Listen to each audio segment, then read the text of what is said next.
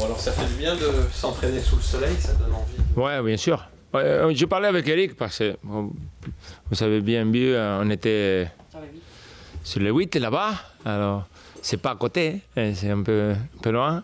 On parlait que c'était différent quand même. Même les joueurs, je pense que le soleil il a donné quelque chose de plus. C'est pas mal, hein, après un mois et demi avec de la pluie. Mais c'est bien. Et la victoire a aussi donné du soleil dans les têtes? J'espère. Hein. Ouais, je pense que c'était vraiment important. C'était pas facile.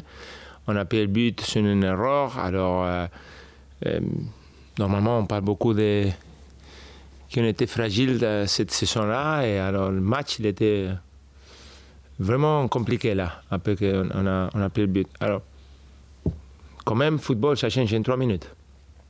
Et ça a tout changé. Et on avait besoin de gagner, on a gagné. Alors, il ne faut pas parler plus de que quand on prend un but, on ne gagne pas, on ne revient pas, il n'y a pas de réaction.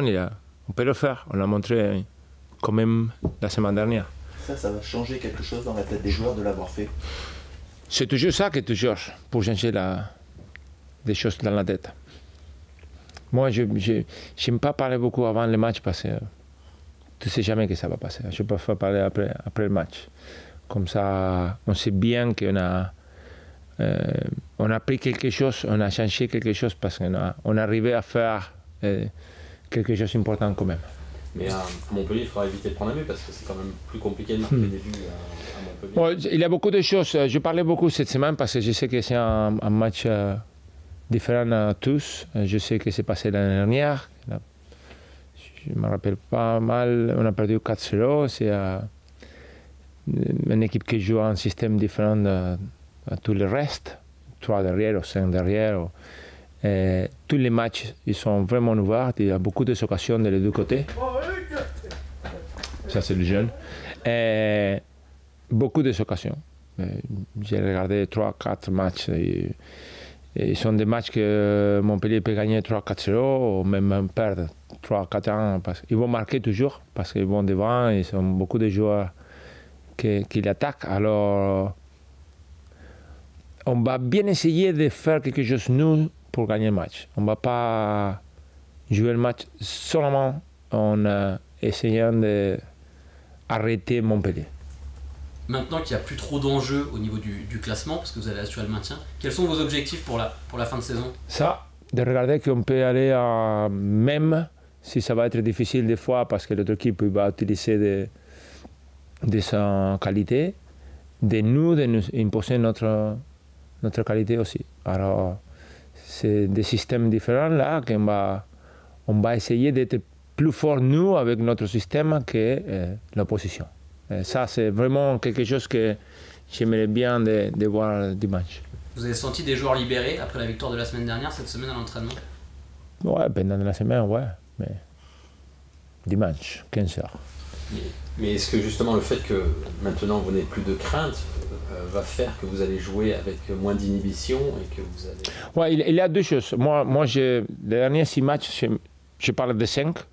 Et Paris, c'est différent. C'est spécial. Non, c'est spécial. Non, bah, pas le problème. C'est spécial parce que le stade va être full. C'est un match totalement différent. Je sais que c'est passé le premier match excuse-moi, à Paris. C'est clair qu'il faut jouer un match différent de tous les autres en termes d'organisation, de système, parce que c'est Paris. Il y a beaucoup de différences dans la part technique. Alors, mais les autres 5, je voulais bien essayer d'imposer notre jeu. On va changer des choses, petites choses que ça va être différent. Alors, je vais bien essayer d'affecter le match quand même avec des joueurs qui peuvent faire du mal contre ce système de 5, si on parle de Montpellier. Après, le match d'après, on peut parler en 2 semaines. Mais c'est ça, je mets 5 sur un côté et Paris. Paris, je pense qu'on ne va pas faire beaucoup d'expériments là, ces matchs-là, parce que c'est dangereux quand même. Mais là, Montpellier, c'est une bonne opportunité pour aller et regarder si on peut quand même compétir sur un système qui va bien pour nous en 7 matchs-là. Ça veut dire que vous allez peut-être changer de... Ouais. adopter un autre système. Ouais. Je ne peux pas te dire quand même. Hein.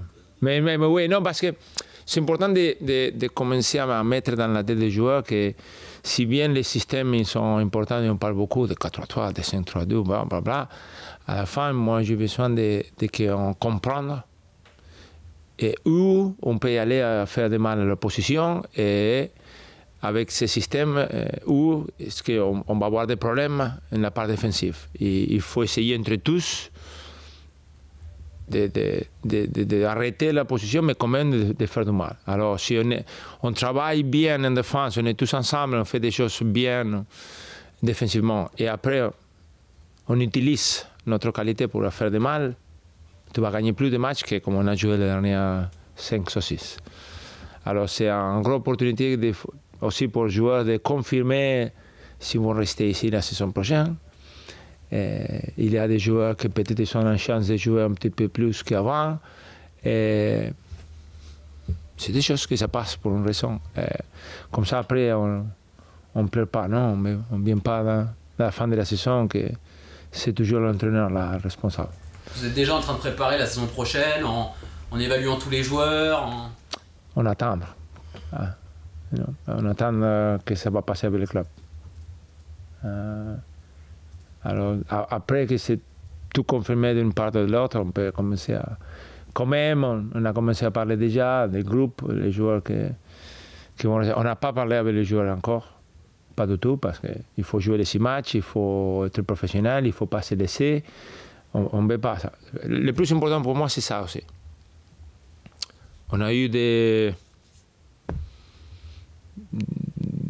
un mois ou 2 dans novembre-décembre. Après, on a eu un mois et demi. Après Nice, qu'on s'est laissé beaucoup. L'équipe a complètement perdu la tête. C'est pas possible qu'on fasse quelque chose comme ça d'ici à la fin de la saison.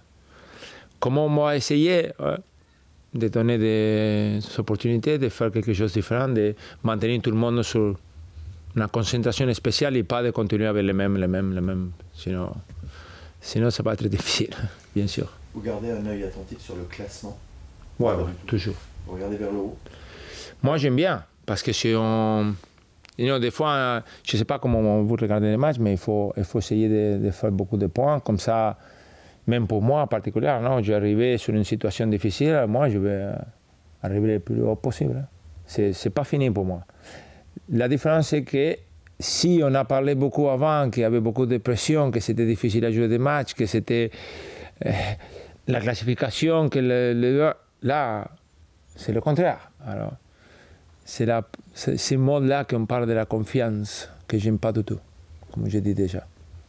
Si on n'était pas vraiment avec la confiance avant les matchs contre Lille, alors là, maintenant, on a la confiance. Montrez-moi, là. C'est facile. Bien. J'ai une petite question moi, sur le match de l'OM hier. Ouais. Quand on voit l'envie qu'ils ont mis, et vous dites souvent que vos joueurs, vous voulez qu'ils jouent le match comme si c'était le dernier. C'est un exemple à suivre, le match de l'OM hier? Mais cette semaine, j'ai vu beaucoup de choses que j'aime bien. J'ai vu des choses dans Juventus qui sont faites à Madrid, que c'était magnifique. J'ai regardé aussi le match après, mais le plus possible de Bayern, qui font des choses comme l'attaque, c'est magnifique. Alors, tout le temps, tu dois prendre quelque chose. C'est à les joueurs de les mettre dans la tête. On ne peut pas les montrer tous les matchs quand même, mais je voulais bien qu'il y a des petites choses qu'on va les montrer quand même, de toutes les équipes. Et ce qu'ont fait les équipes italiennes avant-hier, notamment, ça vous a surpris que ce soit la Juve à l'extérieur? Non, parce que tu as dit la parole, les mots les plus importants sont italiens. Ils ne vont jamais se rendre, ils ne vont jamais s'arrêter, ils vont aller jusqu'à la fin. Enfin, c'est ténor quand même, on se demande comment le Real ou Barcelone peuvent... Regarde, j'ai vu, je pense qu'un mois et demi avant, il y a eu une interview sur un joueur de Paris Saint-Germain qui est en Italie. Non, pas Verratti, non, qu'il est en Italie maintenant. Matuidi. Je ne sais pas si tu l'as vu là. Il a dit une chose qui est incroyable. Lui, quand il était à Paris, il a pensé qu'il était le plus haut niveau d'entraînement physique. Et après, il est arrivé à la Juventus. Et là, il a comprenait bien qu'il avait un autre niveau plus haut encore. Et ça, c'est un message qu'il faut le mettre à tout le monde ici. Parce que tu penses que tu es dans le plus haut possible, mais il y a quelqu'un dans le monde qui est plus haut que toi.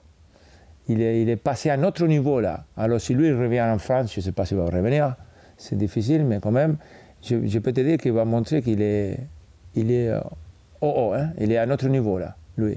C'est une chose pour tous les jeunes joueurs qui pensent que le football c'est facile. Que tous les jours, ouais, je fais le maximum. Il y a un peu plus là à trouver. Alors c'est important en plus qu'il est ici, non? C'est pas un étranger là, qui vient parler de l'Uruguay et de l'Argentine, c'est lui-même qui l'a dit qu'est-ce qu'il pensait avant et après qu'il est arrivé à la Juventus. C'est vraiment important, c'est magnifique ce qu'il a dit, c'est quelque chose à le montrer les jeunes joueurs.